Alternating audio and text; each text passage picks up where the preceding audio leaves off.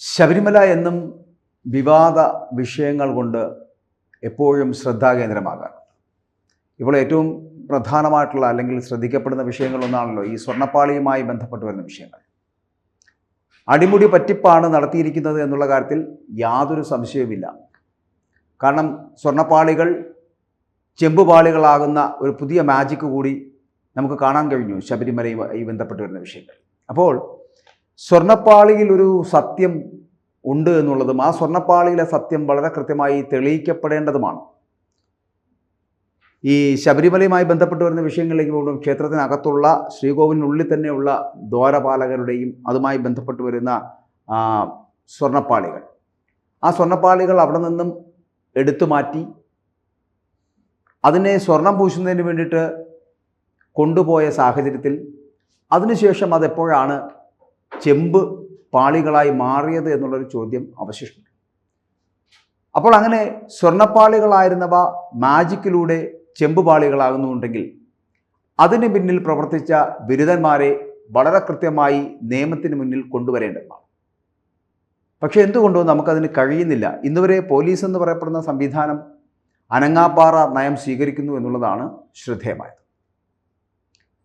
അല്ലെങ്കിൽ ശബരിമലയുമായി വരുന്ന വിഷയങ്ങളിലുമൊക്കെ വളരെ പെട്ടെന്ന് പ്രതികരിക്കുകയും ഒപ്പം തന്നെ ആ പ്രതികരണങ്ങൾക്കപ്പുറം നിയമ നടപടികൾ സ്വീകരിക്കുവാനുള്ള വ്യഗ്രത കൂടുകയും ചെയ്യുന്ന ഒരു സർക്കാരിനെ കുറച്ച് ദിവസങ്ങളായി നമ്മൾ കണ്ടുവരുന്നുണ്ട്.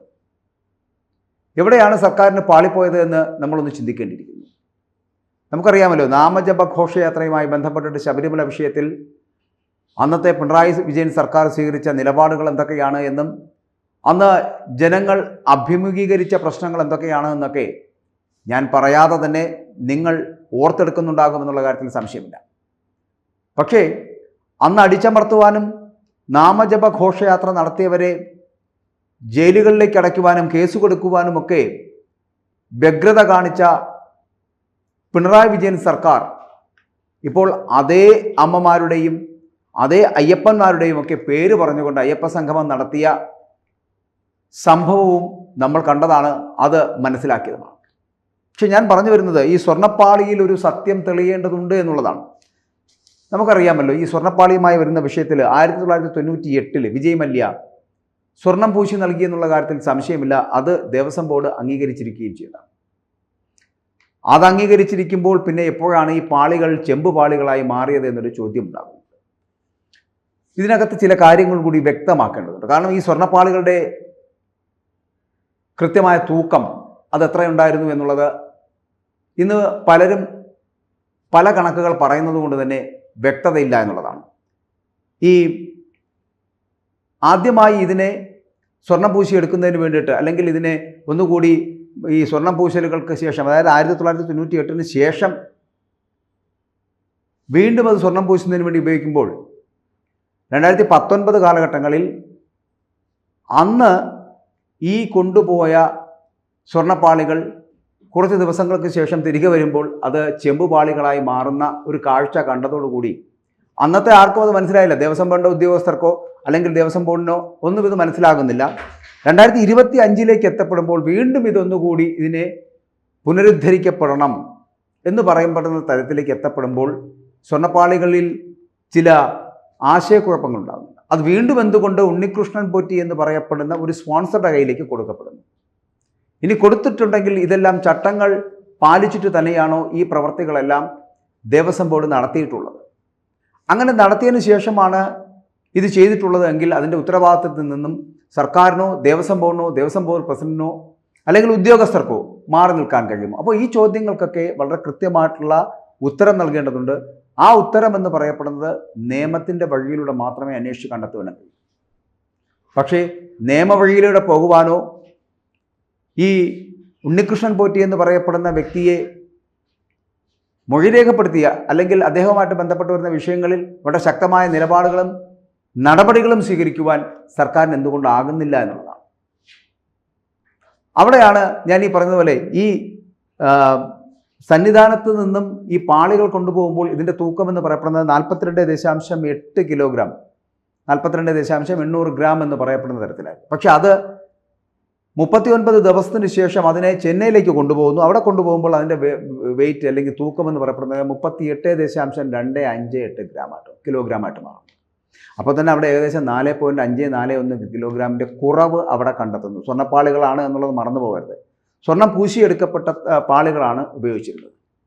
ഇനി ഇതിനു ശേഷം പൂശുന്നു. ഈ സ്വർണം പൂശൽ കഴിഞ്ഞ് തിരിച്ചു കൊണ്ടുവരുമ്പോൾ 38.653 കിലോഗ്രാമായിട്ട് അത് വീണ്ടും ഉണ്ടാകുന്നു. അപ്പോൾ അവിടെയും കുറയുന്നത് എത്രയാണ്? 4.147 കിലോഗ്രാം കുറവാണ് വരുന്നത്. സ്വർണ്ണപ്പാളികളിൽ വ്യത്യാസമുണ്ടാകുന്നു, കൊണ്ടുപോയ കിലോഗ്രാമുകളിൽ വ്യത്യാസമുണ്ടാകുന്നു. ഈ ഉണ്ണികൃഷ്ണൻ പോറ്റിയൻ്റെ രണ്ടാമത്തെ വട്ടം പാളികൾ കൊണ്ടുവന്നപ്പോൾ പറയുന്നത് പുതിയ പാളികൾ പൂശിയെന്നാണ്. അപ്പോൾ പഴയ പാളികൾ അവിടെ പോയി. ആ പഴയ പാളികളിലുള്ള സ്വർണം എന്ത് ചെയ്തു? ഇനി ഇവയൊക്കെ പഴയ പാളികളാണ്, പുതിയ പാളികൾ നിർമ്മിച്ചു എന്ന് പറയുമ്പോഴും പഴയ പാളികളെ എന്തുകൊണ്ട് തിരികെ ദേവസ്വം ബോർഡിലേക്ക് കൊണ്ടുവരുന്നില്ല, ക്ഷേത്രത്തിലേക്ക് കൊണ്ടുവരുന്നില്ല? ഇങ്ങനെയുള്ള ഒട്ടനവധി ചോദ്യങ്ങളുണ്ട്. ഈ ചോദ്യങ്ങൾക്ക് ഉത്തരം നൽകേണ്ട ബാധ്യത ഉണ്ണികൃഷ്ണൻ പോറ്റിക്ക് മാത്രമല്ല, ദേവസ്വം ബോർഡിനുണ്ട്, ഒപ്പം തന്നെ ദേവസ്വം പ്രസിഡന്റുണ്ട്, സർക്കാരിനുണ്ട്. അപ്പോൾ അങ്ങനെ ഇരിക്കുമ്പോൾ ഒരു കൃത്യമായിട്ടുള്ള സത്യം തെളിയേണ്ട ആവശ്യകതയുണ്ട്. ഇത് ഇന്നല്ലെങ്കിൽ നാളെ കാനനവാസനായിട്ടുള്ള അയ്യപ്പൻ ഇതിൻ്റെ സത്യാവസ്ഥ തെളിയിക്കുമെന്നുള്ള കാര്യത്തിൽ ഈ ഭക്തജനങ്ങൾക്ക് യാതൊരു തരത്തിലുള്ള ആശങ്കയുമില്ല. പക്ഷേ സത്യം തെളിയേണ്ടതുണ്ട്. ജനാധിപത്യ സംവിധാനത്തിലൂടെ തിരഞ്ഞെടുക്കപ്പെട്ട ഒരു സർക്കാർ ഇവിടെ ഭരിക്കുമ്പോൾ ദേവസ്വം ബോർഡ് എന്ന് പറയപ്പെടുന്ന ആ വകുപ്പിന് കീഴിൽ, ദേവസ്വം ബോർഡിൻ്റെ കീഴിൽ നിന്ന് പ്രവർത്തിക്കുന്ന പ്രസിഡന്റുമാരാവട്ടെ, അതിനകത്തെ ഉദ്യോഗസ്ഥരാകട്ടെ, ഈ പറയുന്ന ബാക്കിയുള്ള പൂജാരിമാരടക്കമുള്ളവരാവട്ടെ, ഇവർക്കെല്ലാവർക്കും ഇതിനകത്ത് പൂർണ്ണമായിട്ടും അല്ലെങ്കിൽ പ്രത്യക്ഷമായിട്ടോ പരോക്ഷമായിട്ടോ പങ്കുണ്ട് എന്നുള്ള കാര്യത്തിൽ സംശയമില്ല. ഈ സ്വർണ്ണപ്പാളികൾ ഇളക്കി മാറ്റി കൊണ്ടുപോകുമ്പോൾ എന്തുകൊണ്ട് ദേവസ്വം ബോർഡിനെ അറിയിക്കുന്നില്ല? അറിയിച്ചില്ല എങ്കിൽ അത് തെറ്റ്. അറിയിച്ചിട്ടുണ്ടെങ്കിൽ അതിൽ നിന്ന് പിന്മാറാൻ ദേവസ്വം ബോർഡിന് കഴിയുകയുമില്ല. അപ്പോൾ ഒരക്ഷരം മിണ്ടാതെ സ്വർണ്ണപ്പാളി വിഷയത്തിൽ മൗനം പാലിക്കുന്ന സർക്കാരിനെയാണ് നമുക്ക് കാണാൻ കഴിയുന്നത്. അങ്ങനെ മുന്നോട്ട് പോകുന്നത് ഒരിക്കലും യോജിക്കാൻ കഴിയുന്നില്ല എന്ന് തന്നെ പറയട്ടെ. കാരണം ഇതിൻ്റെ യാഥാർത്ഥ്യം തിരിച്ചറിയണം. 1-2 കിലോ സ്വർണത്തിൻ്റെ കാര്യമല്ല നമ്മൾ ഈ പറയുന്നത്, 48 കിലോഗ്രാം സ്വർണത്തിൻ്റെ കാര്യമാണ് പറയുന്നത്. അപ്പോൾ ഇത്ര കിലോഗ്രാം സ്വർണം അവിടെ ഇരിക്കുമ്പോൾ ആ സ്വർണ്ണപ്പാളികൾ കട്ടുകൊണ്ടുപോകുന്ന ഇത്തരത്തിലുള്ള കള്ളന്മാരുടെ മുമ്പിലേക്ക് ഇത് തുറന്നു വെച്ചു കൊടുക്കാൻ എന്ത് മനസ്സാണ് ഇതുമായി ബന്ധപ്പെട്ട് വരുന്നവർ? അത് ഉദ്യോഗസ്ഥരാവട്ടെ, ദേവസ്വം ബോർഡിൻ്റെ പ്രസിഡന്റ് ആവട്ടെ, ദേവസ്വം വകുപ്പാകട്ടെ, ആരാണെങ്കിലും ചെയ്തു കൂട്ടിയത്. അതൊരു വലിയ ചോദ്യമായിട്ട് നിലനിൽക്കുന്നു. അപ്പോൾ അതുകൊണ്ടാണ് ഞാൻ ആദ്യം പറഞ്ഞത്, ഈ സ്വർണ്ണപ്പാളികളിലുള്ളൊരു സത്യം അത് തെളിഞ്ഞു വരേണ്ടതുണ്ട്. അത് തെളിയണമെങ്കിൽ വളരെ കൃത്യമായിട്ടുള്ളൊരു അന്വേഷണം നടത്തേണ്ടത്. വിജിലൻസ് അന്വേഷണം നടക്കുന്നുണ്ട്, അല്ലെങ്കിൽ നടത്താമെന്നൊക്കെ പറയുമ്പോഴും ഇതിന് പിന്നിൽ അതൊന്നും പോരാ. ക്രൈംബ്രാഞ്ചിൻ്റെ അന്വേഷണം വളരെ കൃത്യമായി നടപ്പിലാക്കേണ്ടതുണ്ട്. അങ്ങനെ നടപ്പിലാക്കിയാൽ മാത്രമേ ഇതിന് പിന്നിൽ പ്രവർത്തിച്ച ഗൂഢശക്തികളെ വളരെ കൃത്യമായി ഇതിൻ്റെ മുന്നിൽ കൊണ്ടുവരാൻ കഴിയൂ. അപ്പോൾ ഞാൻ ചോദിക്കുന്നത്, ഇത്രയും അയ്യപ്പൻ അടക്കമുള്ളവർ വാണരുളുന്ന അവിടെ ഈ സ്വർണ്ണത്തിൽ പൊതിഞ്ഞ വിഗ്രഹങ്ങളാവട്ടെ, അല്ലെങ്കിൽ പഞ്ചലോക വിഗ്രഹങ്ങളാവട്ടെ, ഇനി എന്തെല്ലാം കണ്ടെത്താനുണ്ട്, എന്തെല്ലാം കണ്ടുകിട്ടാനുണ്ട്, എന്തൊക്കെ അവിടെ നിന്ന് കട്ടുമുടിച്ചിട്ടുണ്ട് എന്നുള്ളതിനെക്കുറിച്ചൊക്കെ സമഗ്രമായ ഒരു അന്വേഷണമാണ് ആവശ്യം. നമുക്ക് ആർക്കും അറിയില്ല, ഇവിടുത്തെ ഭക്തജനങ്ങൾക്കറിയില്ല, നാട്ടുകാർക്കറിയില്ല, ഉദ്യോഗസ്ഥർക്കറിയില്ല. ആർക്കും അറിയില്ലെങ്കിൽ പിന്നെ അവിടെ എന്താണ് സംഭവിക്കുന്നത്? അപ്പോൾ ഇത് അറിയാനുള്ള ബാധ്യത ഇവിടുത്തെ നാട്ടുകാർക്കുണ്ട്, ഭക്തജനങ്ങൾക്കുണ്ട്. അപ്പോൾ ആ ഭക്തജനങ്ങളെ അറിയിക്കുവാനുള്ള ബാധ്യത സർക്കാരിനുമുണ്ട്. അപ്പോൾ വളരെ കൃത്യമായൊരു അന്വേഷണത്തിലൂടെ, ക്രൈംബ്രാഞ്ചിൻ്റെ അന്വേഷണത്തിലൂടെ മാത്രമേ ഇതിൻ്റെ സത്യം നമുക്ക് പുറത്തു കൊണ്ടുവരാൻ പറ്റൂ. അവിടെ ഉണ്ണികൃഷ്ണൻ പോറ്റിയാവട്ടെ, തിരുവിതാംകൂർ ദേവസ്വം ബോർഡിൻ്റെ പ്രസിഡന്റ് ആവട്ടെ, അല്ലെങ്കിൽ ദേവസ്വം ബോർഡിൻ്റെ മന്ത്രി ആവട്ടെ, ഈ ദേവസ്വം ബോർഡ് എന്ന് പറയപ്പെടുന്നത് ഒരു വെള്ളാന പോലെയാണ്. അതിനകത്ത് ഒരുപാട് ഉദ്യോഗസ്ഥന്മാരുണ്ട്. ആ ഉദ്യോഗസ്ഥ ദുഷ്പ്രഭുത്വമാണ് അവിടെ നടക്കുന്നത്.